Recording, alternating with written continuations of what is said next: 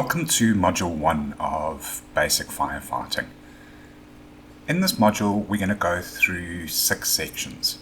The first is an introduction to fire, just understanding a little bit more about what fire is, how it acts, what keeps it going, and obviously how to put it out.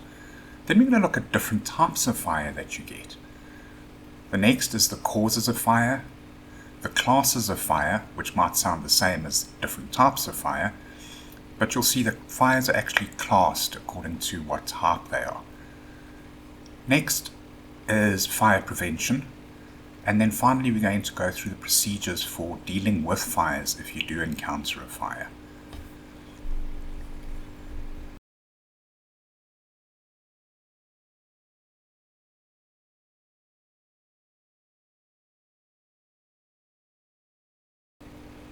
Fire was incredibly important in the evolution of mankind.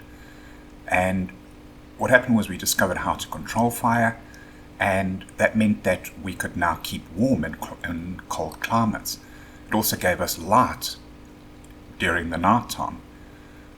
Learning how to cook with fire meant that we could have a more varied diet. And finally, fire kept predators away from us. So fire was critically important. So let's look at the basics of how a fire works, what the mechanisms are.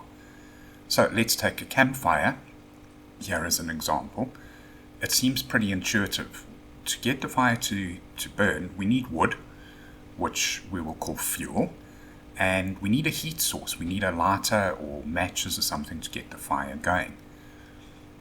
So there we go, we've got a lighter, we light the wood, and the fire starts burning.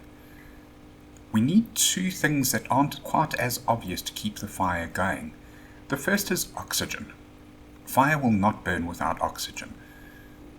So now we've got 3 things. We've got fuel, heat, and the oxygen that the fire uses to burn.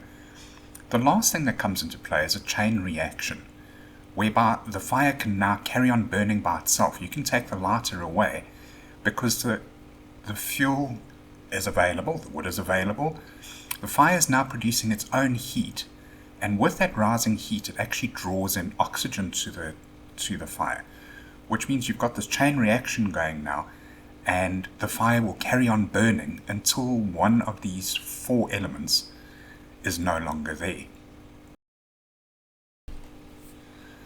Now these 4 elements are known as the fire tetrahedron. So tetrahedron is just a fancy name for almost like a pyramid with a base. And so your fire tetrahedron is made up of your fuel, heat, oxygen, and then your chain reaction that keeps the fire burning.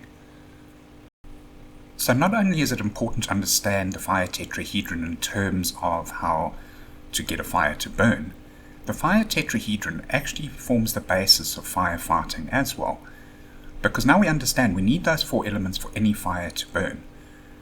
So to put that fire out, all we need to do is we need to just take one of those elements away. So again, let's look at a practical example. If we look at this campfire that we've been talking about, if we just let it burn out, it'll get to the point where there's no more wood, which means it's got no more fuel.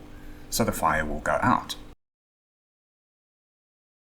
The second thing that we can do is we can take a bucket of water and throw it over the fire. And what this does is it removes the heat from the fire, and the fire will go out. Next, we can have a look at oxygen. How would we take the oxygen away?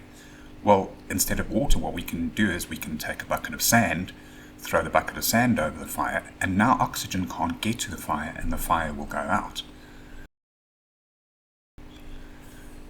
And the last thing we can do is we can break the chain reaction. We can do this with fire retardation products, such as some fire extinguishers and chemicals like halon, which will break the chemical or the chain reaction and stop the fire. So moving forward, if we need to fight any fire, what we need to do is we need to look at which one of these elements in the fire tetrahedron is the easiest to take away. And as long as we can take just one of those elements away, we can put the fire out safely.